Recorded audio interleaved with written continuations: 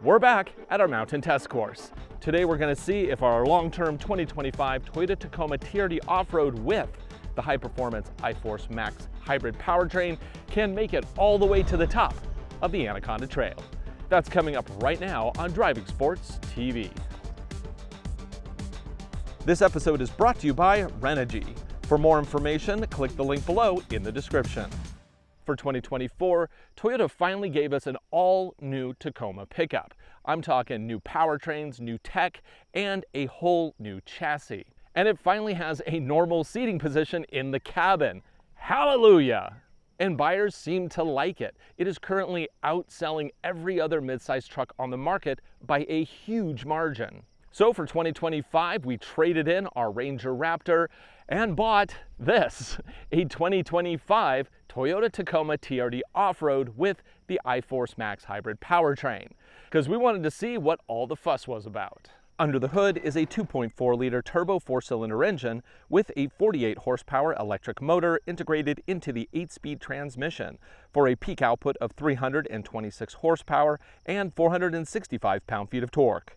The four-wheel drive system is part-time only with an electronically controlled dual-range transfer case. It is the same setup found in the more expensive Trail Hunter and TRD Pro trims. And like those more expensive trims, this one comes with some off-road ready equipment, including off-road tuned shocks with piggyback reservoirs, underbody protection, and a Toyota version of the Falken Wild Peak all-terrain tires. Recently, we did add a couple very useful upgrades to this truck. We're working on a separate video that is going to cover bolt-on upgrades. But you need to know, for the sake of today's video, this does have the Toyota Trail Hunter steel skid plates underneath now, and it also has the rock sliders. If you are buying this truck from your dealer, you can actually option those at the time of purchase. As we bought it with the optional ARB tow hooks, premium package, and all-weather mats, this Tacoma was $57,959 US, including destination. So you might have noticed that I actually camped here last night at our mountain test course, and in doing so, I ran down my power bank to about 35%. And I want to charge it today, but even though this has an amazing 2400 watt inverter on board, I'm not going to sit here and idle while it charges. So that brings me to the sponsor of this video, Renogy, and their 400 watt solar blanket. I get hit up all the time to sponsor random products, and I almost always say no. But this one I think is actually really useful if you're going to spend any time in the wild. It's a lightweight, ready to go, compact solar array that's ready to provide power wherever you go. My Bluetti power station is currently sitting at about a 35% charge. While I'm filming the off-road review of the Tacoma today, this power blanket will be generating power back in camp. I love this setup. It's so compact. It also comes with everything needed to hook up to a compatible power station. The total kit weighs just 16 pounds or 7.3 kilograms, and it is IP65 rated for harsh conditions. It'll even work in temperatures from 14 degrees to 149 degrees Fahrenheit. Renogy claims an efficiency rate of 25% for the panels, which is excellent. It's super easy to use too. I can just unfold it into a position where it gets direct sun. Plug it in. My Bluetti did come with a solar connection cable, and we are ready to go. No extra equipment needed. It's already generating almost 300 watts, which means we can completely charge this power station in just around 5 hours using the sun. For more information, click the link below in the description. Now, I do want to make just a brief comment about solar panels. They are rated for a certain maximum output. However, that can vary depending on not only atmospheric conditions, but also location on the planet and what time of year it is. So right now we're getting about 300, and I am totally stoked with that. Now I'm going to get into the Tacoma, and we're going to start this off-road review. Now, you might recall that I actually took a non-hybrid version of the TRD off-road out to this same course about a year ago. We made it halfway up the Anaconda, but we couldn't get all the way to the top because of clearance issues. Now, that vehicle did not have rock sliders or more comprehensive underbody protection, and it was owned by Toyota. You know, there are certain limitations with manufacturer vehicles. Absolutely shredding the undersides is usually not appreciated, unless of course they are properly equipped. And now with our own long-term Tacoma, I have equipped it with sliders and steel underbody protection. So I feel pretty good about making it all the way to the top. Now normally I would say that you need at least proper 33-inch tires to make it all the way to the top. This one, they say they're 33s. In actuality, they're probably closer to around 31 and a half, 32s. But I think that with the rock sliders, we'll be okay. So today we are going to start with the Rattler. This is a fairly easy trail that we built, and that'll just kind of help us get acquainted together with this vehicle as we take it off-road. Now the first thing I'm going to go ahead and do is switch it into neutral and go from 4 high down to 4 low. The reason why I'm going into 4 low is because that opens up the tool chest and allows us to get access to all the different features. For example, the rear locker only engages in 4 low. Also, I get the cool trail cam set up automatically. We also get different multi-terrain select programs in low than we do high, and we have access to the crawl system. Right, let's do this. So the wheelbase on this truck is about 131, 132-ish. It isn't quite as long as the Gladiator, but it is a little longer than the Ranger Raptor that we had. And we were able to get the Ranger Raptor all the way up when it was equipped with proper 33s. These Falken Wild Peak OEM tires, I have complained about them a lot on this channel. They just don't have enough tread because they're a special OEM version of the tire made specifically for Toyota. It gets people into an all-terrain tire that has low noise on the highway, yet their performance off-road, it is compromised. So here's the first real feature. The approach angle on this truck, I think, is around 34 degrees, something like that. So we should be okay with most of the approaches today. Departure though, trucks always have issue on our more challenging trails. Right, the Rattler. I wonder if we'll see any actual rattlesnakes today. I haven't seen any this year yet, but they're here somewhere. Right, so there's no real special settings we need to do yet because this is just, I mean, it's a climb, but it's not that hard. Keep that camera on. I am gonna go ahead and turn on multi-terrain select. And let's go ahead and pick rock. Actually, you know what I need to do first? I need to turn off these parking sensors. They're driving me nuts. I like it on the Land Cruiser. There's just one button for that. I don't have to go into settings to toggle it. Okay, that should be good. That should be parking sensors. And on we go. Big camera again. I love the 14-inch display of the premium package because it gives me just massive cameras. I can just glance over and see what's going on. I don't have to like look close and discern what that is in the screen. So this does use Bilstein shocks, and they are piggyback reservoirs, and I find them actually really comfortable. They're a great, just straightforward shock. There's no like, you know, they don't adjust on the fly or anything like that, but they are sprung in a really nice, just well-rounded way. We have a little bit of a climb here. So is this climb hard? No, if the vehicle's capable enough, but there's that fine line between easy and really, really hard. I expect we won't have any problems with this today, but I don't want it to cut power prematurely, so I'm gonna put the multi-terrain select system to, let's do sand, because that way it'll keep the wheels spinning and keep us moving forward as we're going. And MTS kind of acts, not only can it like add or remove traction, it also shifts power left to right as necessary. So let's see here. Add a little throttle. We're going to do the harder inside line. It should lift us up here, and up we go. No problem. No rubbing, no fuss. Super easy. Nice. So now let's move on to something a little more challenging.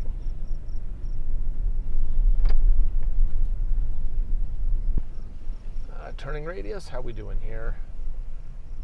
Ooh, it's a little tight. Let's see how we doing with camera. No, I didn't turn early enough. The next trail we're going to hit is one we call Sidewinder. This is a trail with a couple complicated elements, but I don't think we'll have an issue today. And of course, we are working our way up to the Anaconda, which is the most challenging trail that we have here. It combines a lot of the elements of these different trails into one trail that's steep, narrow, and just all the ditches are deeper. You might be asking, if we owned a Ranger Raptor, which is the best mid-size pickup you can buy, why did we trade it in? Especially for a Tacoma. Well, that's a good question. The answer is actually very easy. When it comes down to it, we review new cars and trucks. I felt like we pretty much did all that we wanted to do with the Ranger Raptor, and it was time to move on. Of course, I also own a Land Cruiser, a 2024 First Edition, and I really like that powertrain, so I kind of wanted a truck version of the same thing, essentially. But as I'm finding out, they're actually pretty different in the way that they're tuned, the way they drive, and of course, all of the details of the vehicles. Because of course, the Land Cruiser is for an international audience. This one is built for America. The ditches here are a great opportunity to try out the MTS system, just to kind of show what it can do. So I'm going to go ahead and switch MTS from sand to let's do auto and see how this works. So what it's going to look for is wheel spin. It'll then use boosted brakes to kind of stop that wheel from spinning and put the power back into the system, supposedly to the wheel with grip. Now, of course, I do have a rear locker. I'll use that in a moment. Okay, so we got a wheel up, and I'm just going to add throttle. And we're going to watch those wheel brakes kick in and move us forward. So the downside of using wheel brakes is that it does require spin first, so you can tear up your trails a little bit. But the upside is that it doesn't constrain turning. When you lock a diff, be it front or back, it actually, because it binds those two wheels together and outside wheels actually travel further than inside, you end up with some skipping. So it basically becomes more difficult to maneuver. MTS gives you the benefits of kind of a pseudo locker, but without the driving compromise. So now we're going to do it with a locker. We'll see how this looks any different. Shouldn't see any spinning wheel in the back. It's just going to march forward. Yeah, just rolls forward. See? Right, well, let's continue on. Oh, yeah, this is where the Gladiator, the Jeep Gladiator Rubicon, actually rubbed the bottom quite a lot. Let's see what we got here. No rub at all. Good, that bodes well for the rest of the course. Now for this next section, I do want a little extra momentum on those front wheels, so I'm going to go ahead and set MTS to sand. It'll let me have some extra wheel spin. And yes, you can set your MTS for the front wheels and then also keep your locker engaged in the rear. It's kind of a best of both worlds. Let's do it. So this is a fairly steep climb. I think this is close to like 25 degrees roughly. Up we go. Yeah, no problem, just marches up. Cool. And then all the way up to the top.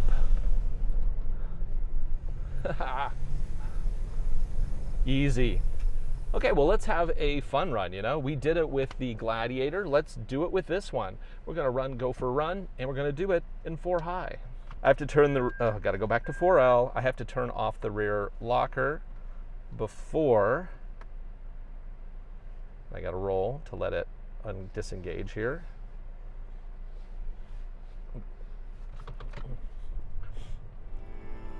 Disengage, there we go. Okay, go down to neutral.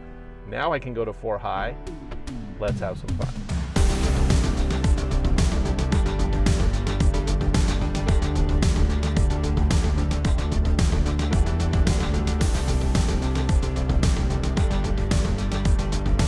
So I'm in sand mode of the MTS, and I'm in 4 high. Let's do it.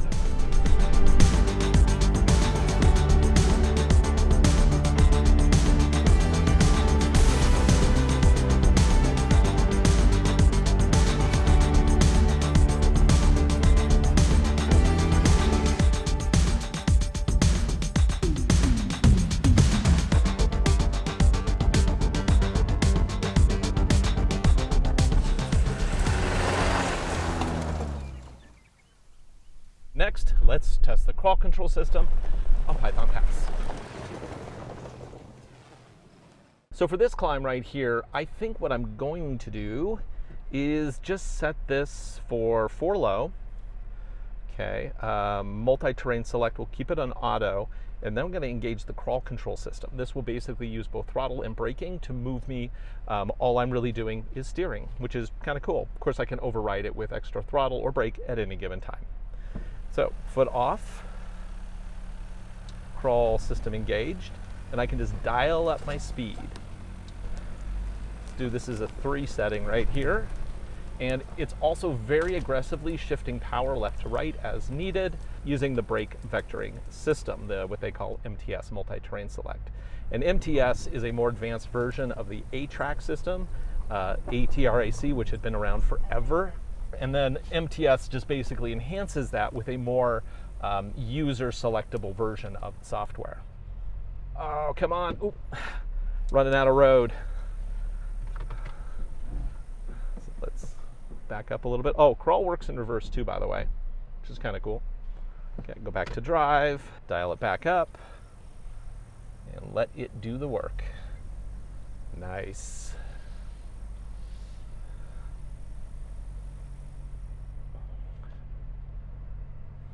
Go wide, early turn, because it's kind of a longish vehicle.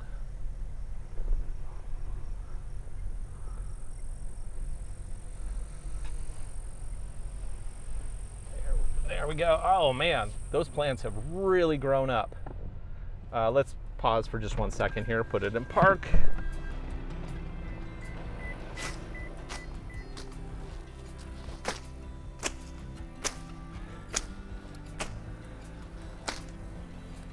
Of course, the real problem with this stuff isn't how it is now, but if I leave it, this will actually become paint damaging as the months wear on here.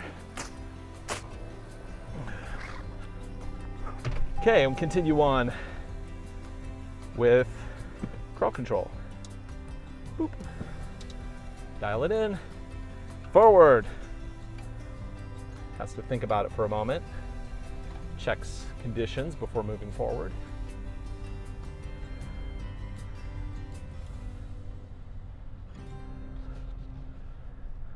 Cut in early. It's going to lift our inside there a little bit as we hit the inside bank. But we make it. Nice. Now we need a multi-point turn to get set up to go down the ladder. And you might be asking on some of these vehicles, why do I not drive up the ladder? Well, the reason is because the ladder is a steep climb. Well, we have plenty of little steep climbs incorporated into Anaconda. So if we are going to take a vehicle up Anaconda, I don't feel like we really need to also climb up the ladder. If you think I'm wrong, let me know. Okay, and then over here, I want to show you a different feature. So when you're in low range, there's a crawl feature, but if you're in high range, that crawl becomes hill descent control. Let's see what that looks like on this upper section. So I have to go into neutral, to go into 4 high again. So now I'm going to hit DAC crawl and go to DAC, and this lets me dial in speeds between 2 and 18, and this is a brake system only. There is no throttle added to this. And then once we get positioned with the downward slope, then I'm just going to release off the brake and let the vehicle do the tracking for me. Now what this is going to do is it's going to brake all 4 wheels individually to keep us tracking straight. It's different than straight up traction control because it's designed for these exact parameters. Lift, and there we go. Works immediately, which is exactly what you want. Nice. This lower section, I'm going to go back into neutral, back into 4 low. We're in low, and you can see crawl work on a downward slope. Now, the thing I like about crawl is that it is super slow. This is like sub 1 mile per hour, which is just really nice for super sketchy situations. And then we have a little bit of a ditch on the left here we're going to hit. I'm just dialing speed and go a little bit faster here. Oop, a little bit of a slide in the back. These tires are not great. I've been feeling a lot more sliding than I would get it with a proper set of all-terrains. These are more like trail terrains. Okay, cool.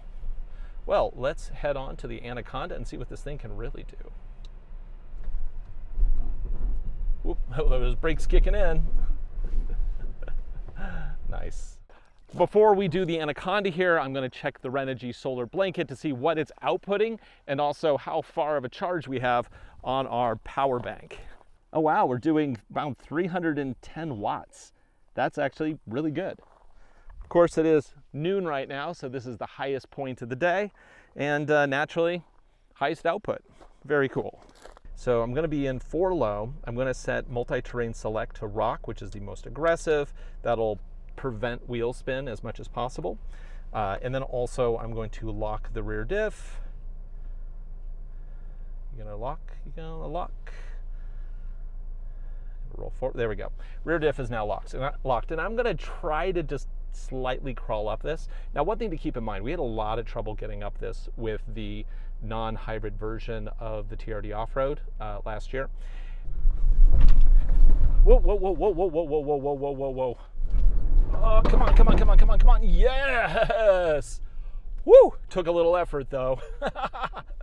It was a new trail at the time. Things were a little softer, so I think it's probably compressed a little bit more, so it should be a little easier this year, but let's just see how it shakes out. And up we go. I'm just gonna try to crawl up it to maintain grip and not disrupt. So I want to keep motion, keep motion, keep motion. Come on, you got this. Ah! Oh, traction control kicking in. Ah! It's trying to. Come on. The Armada was able to do it with traction control. Oh, yes. Wow, that was a lot of traction control kicking in. I heard those front wheels just going blah, blah, blah, blah, blah, blah. It's awesome. I guess if you really want to have that kind of like just walking the dog kind of effect, then you pretty much need front and rear lockers, of course. But we made it up. The Gladiator did rub on this bump right here. I don't think the old TRD off-road did though. Yeah, maybe it did. We just bumped. Small one though. I'm gonna turn off the locker because we got a tight turn here. Up we go. Right, set up for this. Ha, this is always my favorite part. Right, so I'm gonna keep that locker on. I'm gonna keep MTS in rock mode. We're in 4 low. Let's just hear for the grinding. I know we're gonna hit this on the exit. Ooh, rock slider there. This only has like a 22-degree departure, and that's pretty typical for trucks. They're pretty awful actually on departure. And it's mostly because of hitch and spare tire and just all this stuff that's back there. Okay, we're gonna go side to side. Ooh, landed on that rock rail. Actually sliding on the rock rail. Let's maybe not be that rough. Go a little bit to the side. I had to do this with the other one as well too. There we go. Because even though I know I was on the rock rail, I don't know what else I'm hitting underneath. And let's just kind of minimize damage when there's an opportunity to not damage something, right? Okay, we got through there. No problem. Nice. Got one more big ditch here before the final climb. Ooh, rock rail again, but this time I can drive straight over because I got rock rails. Now at this point, there's a rock right there. I want to put my right wheel on it as I drag my butt down that slope. And there we go. Now let's set up for the final climb. I am determined to get this to the top. No, we're not going this way. I'm just turning myself around.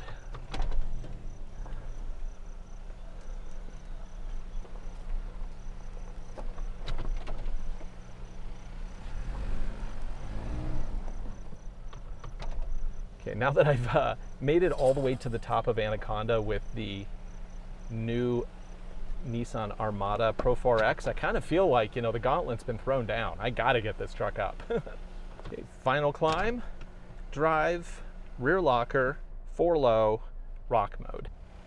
If things get dicey, maybe I'll try crawl control. Although really, I think it's an issue of geometry going up this. Of course, it's also incredibly steep. This is about 26, 28 degrees, something like that. Put my wheel right on the rock there that I can't even see. Can't see anything over the hood right now because I'm pointing up. Okay, there we go. Come on. Now I'm trying not to go too fast because I don't want to launch it into the next obstacle and smush anything. There we go. Oh, wow. Kind of no problem there. I think my exhaust can hit, but you know what? That's okay. Probably gonna replace that anyway. Now we got this little bump. The downside of this bump is that it's really tall and narrow, so I am probably gonna grind on it. Also, I don't think that front right wheel is actually on anything. I think it's just kind of, oh yeah, rock rail, found it. Okay, final run up. No pausing, no talking, let's just do it. Keep a little momentum, just enough to keep us moving. Oh yeah, and we got it. Woohoo! With drama. Well, we made it all the way to the top with the new 2025 Toyota Tacoma TRD off-road with the iForce Max hybrid system. I actually really like this truck. Is it as good objectively as the Ranger Raptor? Not really. But I think for like what people actually use trucks for, this truck is excellent. The layout of the interior is nice. The powertrain, I really like it actually. I would like a front locker, but I guess the one nice thing about Toyotas is their traction control systems are so good, I still can get what I need to get through with minimal difficulty. For Driving Sports TV, I'm Ryan Douthit. Thanks for watching. Be sure to like, subscribe, share videos we make them for you. I hope you enjoy them, and I hope you enjoy this look at this new Tacoma here at our mountain test course.